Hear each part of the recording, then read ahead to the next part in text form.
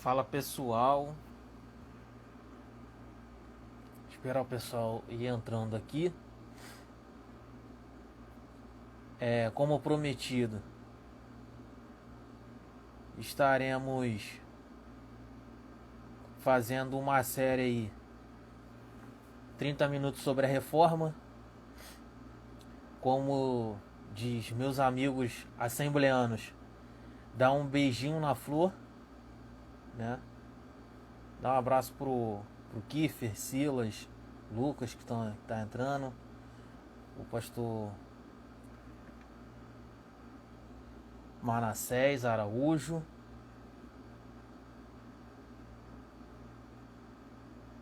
Hoje eu vou falar especificamente sobre... Deixar um abraço pro meu amigo aí. Estaremos, inclusive, às quinta-feiras fazendo uma série com o meu amado amigo e professor Silas Prado sobre o Apocalipse, tá? Estaremos fazendo às quintas-feiras. Às quintas-feiras estaremos falando sobre o Apocalipse. Estaremos falando durante 6 quintas-feiras. Então vocês fiquem ligados, fiquem atentos, né? Eu espero que vocês estejam me ouvindo bem. Vou cronometrar aqui o tempo, tá? Quero deixar esse recado para vocês. Estaremos às quintas-feiras fazendo a live sobre o livro de Apocalipse com o nosso convidado Silas Prado. É um amigo, ele veio, fez já uma live com a gente. Confira aquela live que vai ser uma introdução do que trataremos aqui. E estaremos discorrendo todo o livro em blocos para falar sobre o livro do Apocalipse. Para o pessoal já sem muitas demoras, eu quero falar hoje. Eu estou tentando fixar aqui o tema, eu não estou conseguindo. O tema é a introdução à pré-reforma, tá? Eu não estou conseguindo fixar aqui quem puder colocar aí o comentário, introdução à pré-reforma, eu vou fixar aqui, que eu não estou conseguindo. Estaremos também um grupo no WhatsApp, né? Que tem pessoas muito capacitadas falando. E hoje na introdução à pré-reforma, já quero de antemão, não é para juro para vocês que não é para segurar vocês aqui, tá? Mas já quero de antemão, não quero que ninguém saia também, porque essa parte é importante. Hoje não falaremos sobre os pré-reformadores, não falaremos sobre Hus, sobre Wycliffe, Pedro Valdo, né? Alguns não consideram, mas eu considero São Francisco, né? A ordem franciscana foi muito importante. E vocês vão entender hoje um pouco disso aí, o porquê que eles foram importantes, tá? Então hoje o objetivo, que a gente vai tratar aqui, basicamente, a gente vai tratar sobre as pestes, tá? A peste negra, a guerra dos 100 anos. Vamos tratar sobre o comportamento do papado durante a guerra dos 100 anos. Pessoal, se vocês não entenderem isso, realmente fica muito complicado você entender a reforma como ela deve ser entendida, tá? Obrigado, Silas. Vou tentar fixar aqui e conseguir. Fixei o comentário dele. Então, se você não passar por esses acontecimentos antes da reforma, que é chamado de pré-reforma, vocês realmente vai ficar complicado vocês entenderem a reforma. Então, estou passando por aqui com vocês. Na live seguinte, da semana que vem, falaremos sobre os pré-reformadores e os seus ideais e como eles chegaram nos reformadores. Então, esses acontecimentos, se você não entendeu o acontecimento social, econômico, né, político, eclesiológico, fica muito complicado de você entender o que o pessoal está combatendo naquele período. Então a gente começa a ver muitas pessoas falando muitas besteiras, né? Fazendo muito anacronismo, porque ele não entende o contexto que os reformadores estão inseridos. Então realmente fica complicado, tá? Inclusive quero que vocês sigam também a página do Cristianismo no Tempo, do professor Kiefer. Quinta-feira estarei com ele falando sobre a reforma, de uma maneira geral. Aqui é a nossa série 30 minutos da reforma. Então, a gente vai falar também sobre os resultados da vida eclesiástica, vamos falar um pouco sobre a vida eclesiástica, tá? Durante a pré-reforma, e também vamos falar do grande cisma do Ocidente. De antemão, o grande cisma do Ocidente não é o cisma do Oriente, são coisas diferentes. O professor Danube aí também, deixa um abraço para ele e para todos que estão entrando aí, tá? Então, vamos lá. Vamos começar aqui pela peste negra. Por que vamos começar pela peste negra? Verdade. Isso daí é verdade que o professor Kirf está falando. Em 2021 a gente vai ter uma parceria boa aí. Vocês aguardem aí. Inclusive a inserção dos nossos futuros cursos aí, tá? Para ajudar o pessoal. Nada para ganhar dinheiro, que tanto ele quanto eu temos o nosso emprego, tá? Então tudo que temos feito aqui, todo o trabalho tem sido por amor. E tantas outras páginas aqui que estão também nos assistindo. Então vamos lá. Vamos falar sobre a peste negra, que ela é conhecida como a peste bubônica, tá? E essa peste, ela vem através de ratos, pulgas, né, que vem infectar e vem trazer essa doença para a Europa e varre 1/3, né? Em vários livros você vai encontrar Le Goff, Dawson, o próprio Rusto Gonzalez, o Carter Lidenberg, que é a história da reforma. Você vai encontrar direto falando, vários historiadores, vários relatos falando sobre que 1/3 mais ou menos da Europa foi varrida por causa dessa doença. Ah, Felipe, mas essa doença foi no século XIV. O que ela tem a ver? Ela tem a ver porque ela vai começar a causar uma instabilidade política, ela vai causar uma instabilidade econômica e ela vai causar uma instabilidade social. Então a peste negra, durante esse período antes da reforma, ela é super importante, porque tem até um fato interessante que as igrejas começam a matar bruxas, né, colocando culpa nelas, porque os gatos dela não estavam resolvendo os problemas dos ratos. Isso fazendo propagar muito mais ainda a doença. Então a gente já começa a ver um problema daí, que ela começa a causar uma instabilidade, porque a igreja começa a ficar sem saber o que fazer, tá? Então, na parte econômica, ela vai começar a dar uma defasagem muito grande na mão de obra. E se você tem uma defasagem na mão de obra, você aumenta o preço dos produtos manufaturados, né? A gente está num período em que a gente está caminhando para sair do feudalismo e entrar no capitalismo, tá? A gente está começando a caminhar para o homem. O homem tem, sempre que o homem tem necessidade, ele cria, ele gera alternativas, né? E dentre isso daí também eles vão criar os maquinários, que vai ser muito importante para a reforma. Lá na frente a gente vai ver, outro dia a gente vai ver sobre isso. Isso vai ser muito importante para a reforma. Então também, conforme isso vai gerando excessos de produtos, a gente começa a ter o quê? Desemprego. Porque você produz, você tem defasagem na mão de obra, mas mesmo assim você produz e não tem ninguém consumindo, porque não tem ninguém trabalhando. Então, como isso daí gera essa instabilidade, vai gerar uma instabilidade política e vai causar uma instabilidade também religiosa. Porque quem tá passando pela peste negra, ele começa a buscar respostas para a sua solução para o seu problema.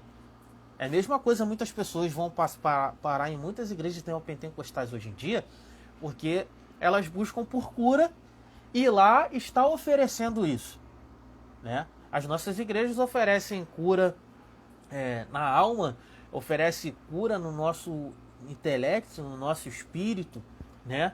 Para nos libertar das armadilhas de Satanás, quebrar as correntes do pecado e por aí afora, tá?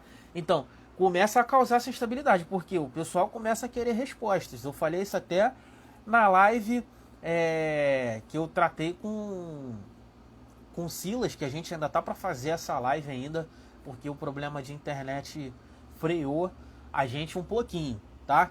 Então a gente começa a ver as alianças da alta burguesia, da coroa. Aí são coisinhas que vocês já viram, muitos já viram aqui no ensino médio, alguns estão vendo no ensino médio.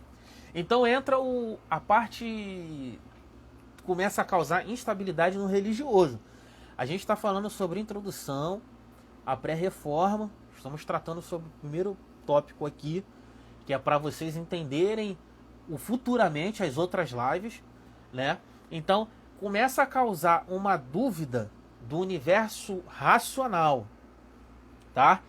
E começa a ordenar uma situação em que os escolásticos vão começar a trabalhar teologicamente para poder trazer respostas. Porque começa a gerar uma dúvida, né, na capacidade humana.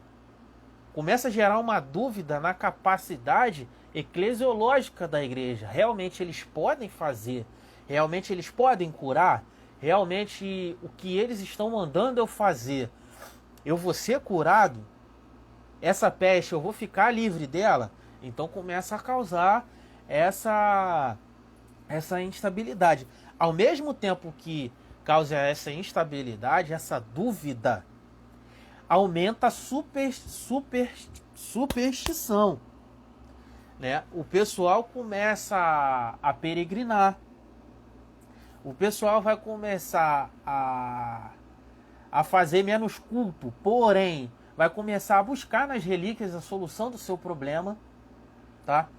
Vai causar um aumento gradativo do culto às relíquias. O que são as relíquias, Felipe? As relíquias são os ossos de santos que já morreram, o pedaço do pano que Jesus Cristo usou, né? A coroa que Jesus Cristo usou, a suposta coroa que Jesus Cristo usou na cruz. O aumento ao culto dessas relíquias, ele vai aumentar, tá? E vai gerar um outro ponto em que a teologia também vai ter que começar a trabalhar. Estamos falando do período da pré-reforma, que é o tema da morte, tá? Então, o que o pessoal começava a acreditar? Que quando tinha uma pessoa agonizando, é que anjos e demônios estavam disputando a alma dela, de quem ia para o inferno e de quem ia para o céu. Olha só, eu preciso... essa pessoa está aqui agonizando, vou dar um exemplo. Essa pessoa aqui está agonizando, tem uma pessoa aqui, ela está agonizando, ela está falando que vai morrer, então eu preciso agora cooperar com os anjos, porque está havendo uma briga entre anjos e demônios. Eles estão disputando a alma dessa pessoa. Então o que eu faço? Eu chamo a igreja vai fazer isso e vai cooperar para a vitória dos anjos. Isso é a teologia que estava surgindo, que estava desencadeando na época, tá? Então, nesse período, vocês vão ver uma semelhança com o período de agora. Nesse período, estava começando a pensar em Jesus Cristo como juiz e não mais como redentor, tá? Se pensava mais nele como juiz, como alguém que veio julgar, como alguém que está muito insatisfeito com o pecado da humanidade. Não é o que a gente tem visto hoje nessa pandemia aí. Então a gente vai ver que eles vão começar a pensar, eles vão começar a escrever a parte filosófica, as canções vão colocar Jesus Cristo como juiz. Inclusive na minha página tem uma escultura de Jesus Cristo sentado sobre o trono, né? Ele colocado como juiz. E nessa escultura, Lutero quando entrava em Wittenberg, quando ele olhava na igreja, essa escultura, ele ficava atemorizado, ele ficava com terror dentro do seu coração, tá? Então a gente vai ver que os problemas epidêmicos, pandêmicos, podemos dizer assim, se é que podemos dizer, ele vai ficar muito forte, tá? E dentro dessas coisas, os reformadores lá na frente vão começar a protestar, eles vão começar a combater, eles vão começar a correr atrás para que isso seja extinto, esses pensamentos sejam extintos do meio da igreja, tá? Tem a sífilis aí, a sífilis, né, que o Kiefer bem lembrou, que estava bombando na época, só que a sífilis ela começa a bombar também um pouco mais à frente da peste, mas também começa a ser um problema que o pessoal também tem que resolver. Por quê?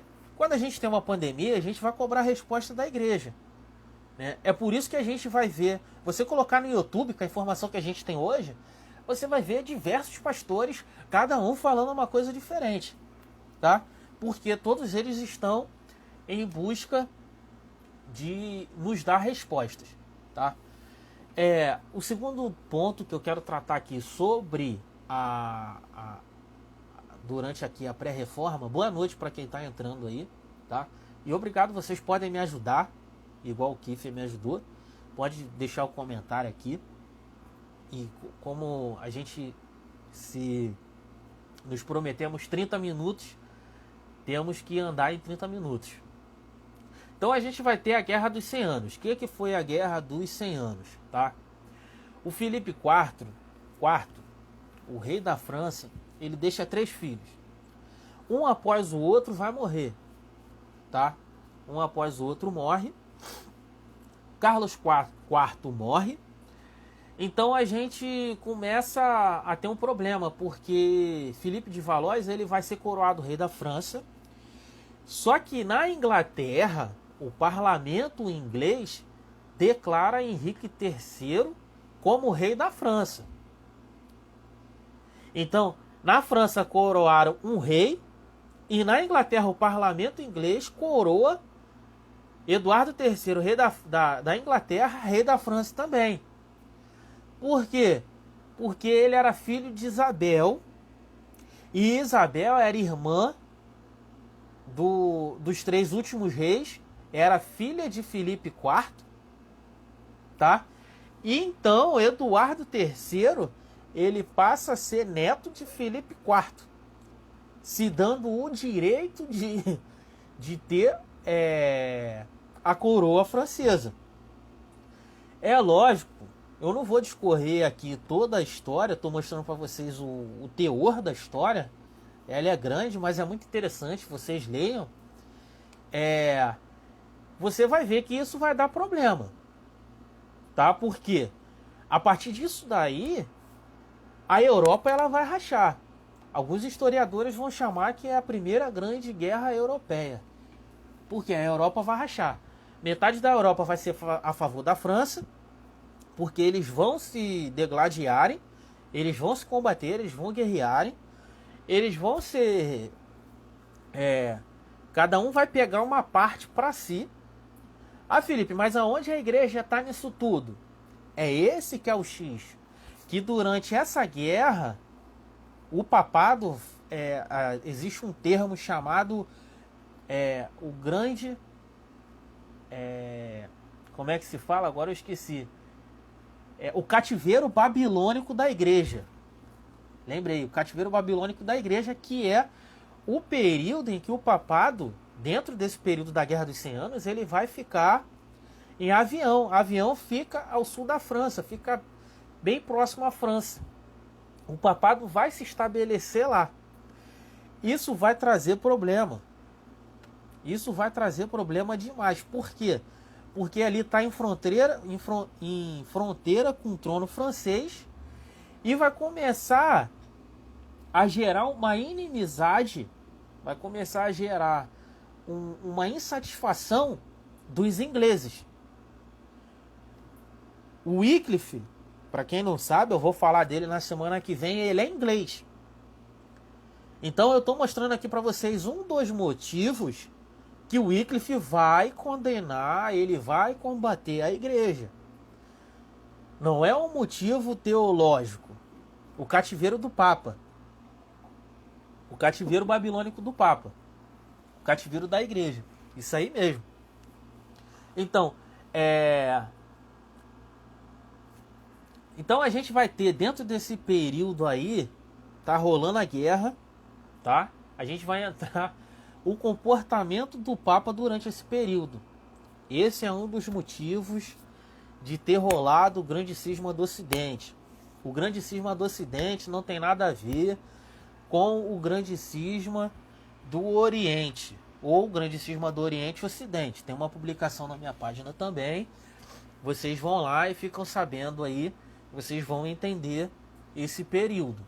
Não tem nada a ver, tá? Por quê? Bonifácio VIII, ele tá em avião, ele tenta obrigar Eduardo e Filipe a fazerem as pazes. Ele tenta fazer com que eles negociem a paz. Só que eles não estavam ligados com isso. Eles não queriam. Um queriam tomar território do outro. Um queria tomar a coroa do outro. Um queria o poder do outro.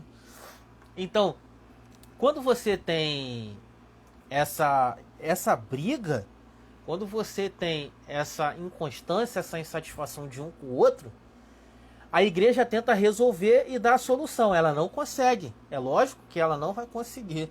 Isso é lógico, né? Agora, vai mais para frente a história, o Bento XI ele vai morrer e o papado vai ficar vago. Quando o papado fica vago porque eles não conseguem um sucessor rapidamente, fica vago durante um tempo, é eleito não com muita satisfação, tá? Não se tinha muita satisfação de eleger ele, mas é eleito Clemente V. Clemente V ele vai para avião. Eles consideram Clemente V o Papa que foi totalmente péssimo para a Igreja Romana, tá? Ele foi totalmente péssimo para Icar. Porque ele vai passar a maior parte lá do seu pontificado, do seu papado, em avião, e ele começa a ficar submisso, e ele se mostra assim, ainda faz questão de se mostrar assim, ele vai ficar submisso ao rei da França. Dentro desse período todinho, lá na Inglaterra está estourando clamores de reforma. Mas nesse período ainda tem um cunho político. Não tem um cunho assim totalmente teológico. A reforma do clamor durante a pré-reforma, esse período chamado pré-reforma, é um clamor para a vida eclesiástica da igreja, né? Eles estavam abusando totalmente, tá? Uma das vergonhas, que é considerada uma das vergonhas aí de Clemente V, é justamente a supressão, o extermínio, né? Porque Filipe obriga, ele estava tanto sob o poder do rei da França, que Filipe obriga ele a exterminar os templários. Tem uma série na Netflix aí, quem quiser assistir pode assistir, é boa. Tem aquelas viagens de série e tal, que não pode ter um total razão ali, levar com total seriedade, como cunho histórico, mas é legal para você ter uma noção do que eram os templários, tá? Então, eles forçaram eles a cuspir na cruz, praticar idolatria, beijar objetos satânicos, cuspir na imagem de Jesus Cristo crucificado. O Filipe faz os templários executarem coisas assim terríveis para poder acusar eles de idolatria, tá? Então vai surgir aí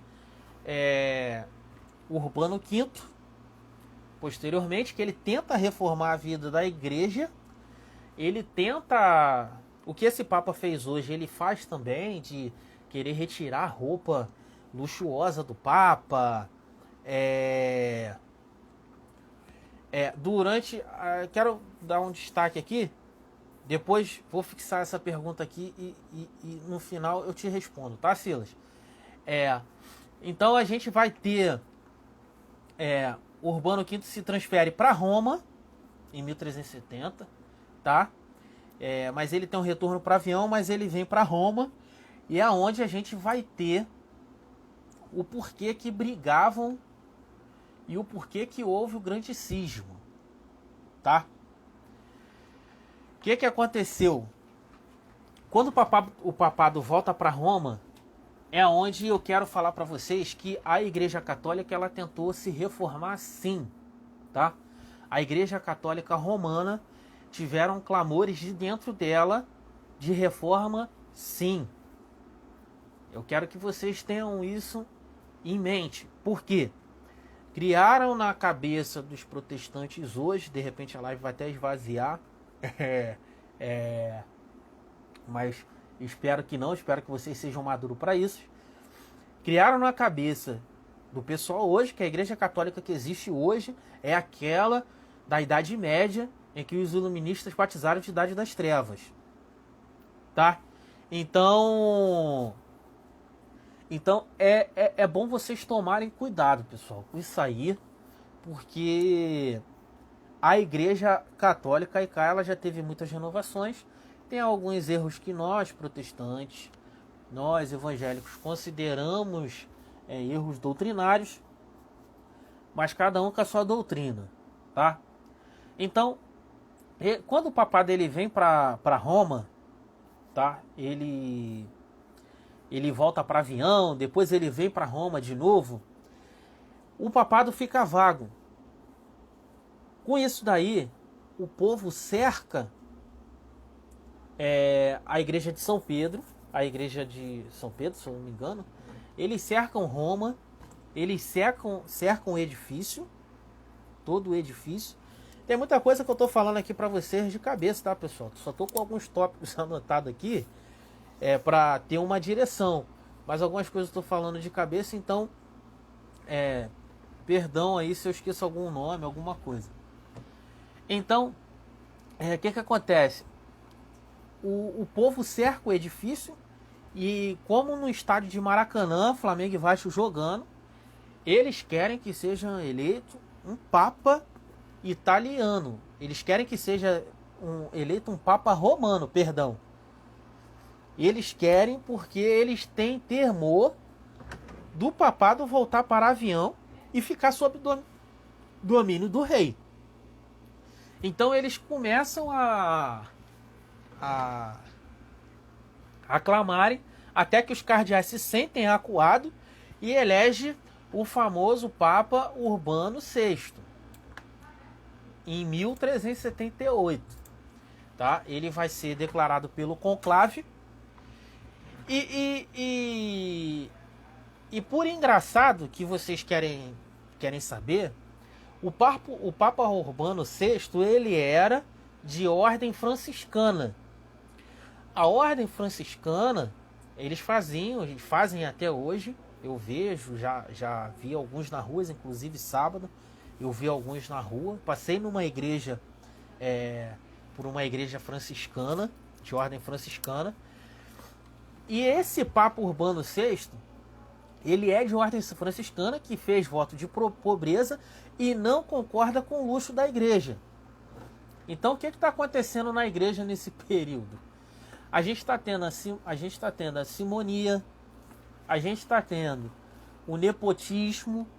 Vou falar as palavras aqui e depois vocês pesquisem, tá? Tá tendo o absentismo, tá tendo o pluralismo dentro da igreja. Com tudo isso, esse Papa Urbano VI, na sua primeira mensagem, no seu primeiro sermão, ele fala que deveria ser excomungado da igreja todos aqueles que praticavam a simonia.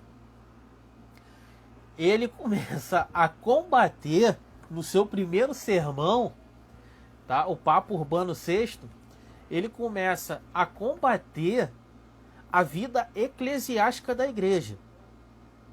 Por isso que eu falei para vocês, não confundam o grande cisma do Ocidente com o grande cisma do Ocidente e Oriente de 1054, tá?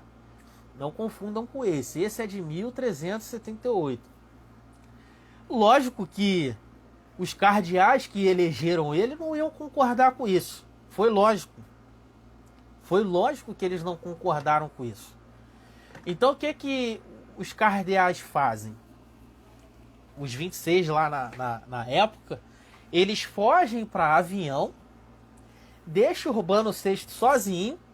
Chegando em Avião, eles fazem, olha só, a gente precisa eleger outro Papa, né? Porque a gente elegeu o Papa Urbano VI lá, aquele italiano, ele é louco, ele tá falando heresia, porque aquilo que toca no bolso é heresia, né? Se eu começar a pregar contra algumas igrejas aqui que praticam tais coisas, vão me chamar de herege. é uma forma deles se defenderem atacando quem está certo, tá? Enfim, não vamos entrar nesse mérito. Então, eles fogem para Avião. O Papa Urbano VI olha para um lado e para o outro, vê que ficou sozinho. O que ele faz? Vou eleger outros cardeais. Ele vai eleger outros cardeais, tá? Com isso que ele vai eleger outros cardeais. Em Avião, os cardeais que antes elegeram o Papa Urbano VI elegem agora Clemente VII e pronto, a gente tem um grande cisma. A gente tem um grande cisma do Ocidente, o Ocidente totalmente rachado, o Ocidente com 2 papas, em que os fiéis estão morrendo, guerra está rolando, e que eles não sabem quem obedecer, eles não sabem quem seguir pelo seu ensinamento, teologicamente. Então o Clemente VII ele vai ser um diplomata, tá? Porém, ele tem um histórico muito sangrento. Ele participou de guerras, participou de morte. E assim que ele é eleito, a primeira coisa que ele faz é pegar os soldados da igreja, pegar alguns templários e ir combater, realmente guerrear contra Papa Urbano VI, tá? Ele vai cercar Roma, ele vai tentar entrincheirar o Castelo Santo Ângelo, tá? Só que o Urbano VI vai vencer ele. Pessoal, eu quero que vocês se atentem. Olha o que eu tô falando. O que eu tô falando, talvez muita gente não ouviu, tá? Eu estou falando de 2 papas que declararam guerra um pro outro. Eu tô falando de 2 papas. Ah, Felipe, mas e o Papa hoje? Não, pessoal, esquece a imagem da história lá com hoje. Tô falando da história lá. A Ricardo daquele momento, século XIII, século XIV, tá? Século XV, tô falando desse período, tá? Então, a gente vai ver, tem uma ícone, né? O Kiefer, se ele estiver assistindo ainda, ele vai vibrar, que a Catarina de Siena, chamada Catarina de Siena, que é uma mulher, ela vai defender a causa de Urbano VI. Então, a gente vai ver que o cisma ele é gerado não somente por 2 papas, mas também por 2 partidos. Se eu declarei guerra e eu estou em guerra, o que eu preciso fazer? Preciso de dinheiro. Se eu preciso de dinheiro, eu preciso criar um sistema de impostos. Eu preciso criar um sistema de exploração. Eu preciso fazer com que a minha causa seja atendida. Então é onde começa aquela exploração, aquele sistema de imposto da igreja à população. Pô, olha só, a população já está complicada, que a vida econômica dela já está totalmente demolida, e ainda tem a guerra rolando, e durante essa guerra tem outra guerra, que é dentro da igreja, tá? Então, como é que resolvem esse problema? A história vai passar, os papas vão ser eles vão morrer, vão assumir outros papas. Vamos ter ainda, durante o período, 2 papas, tá? Então, alguns teólogos universitários, eles vão começar com o objetivo de unir a cristandade ocidental. Eles vão se juntar e dar 3 soluções. Vamos dar 3 soluções para que eles a gente resolva esse problema do cisma. Precisamos resolver esse problema, tá? Então eles se juntam com o rei Carlos VI e vamos dar agora a cartada.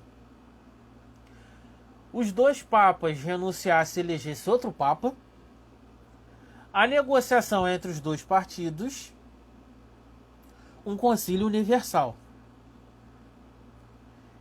Isso daí, mais para frente, vai gerar o que a gente chama de período do conciliarismo, aonde por um período os papas renunciam, tá? Os papas vão renunciar. Tem até uma frase célebre desse período, que eles estão falando assim, ó, sem concílio não há reforma. Então, dentro da igreja já se existia o clamor de reforma.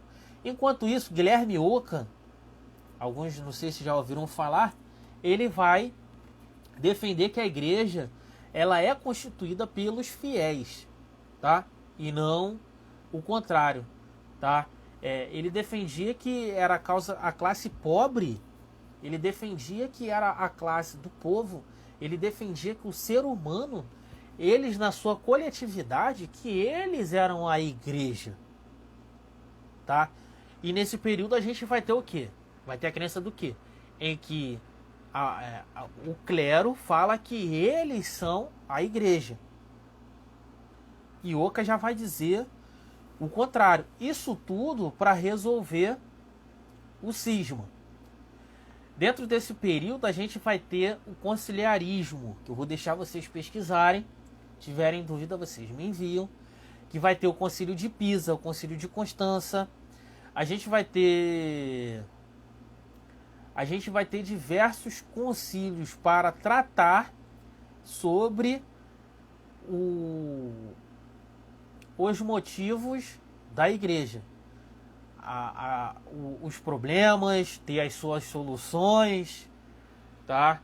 Então a gente vai ter a parte do conciliarismo, que é esse período em que os cardeais, o alto clero se junta, não tem papa, não temos um papa ainda, em que iremos resolver os nossos problemas em concílios, tá? Pessoal, aqui eu dei a introdução. Felipe, vai falar muito sobre conciliarismo? Não tanto, porque o conciliarismo vai surgir com questões em que vamos falar também nos pré-reformadores, ou quem chamamos de pré-reformadores.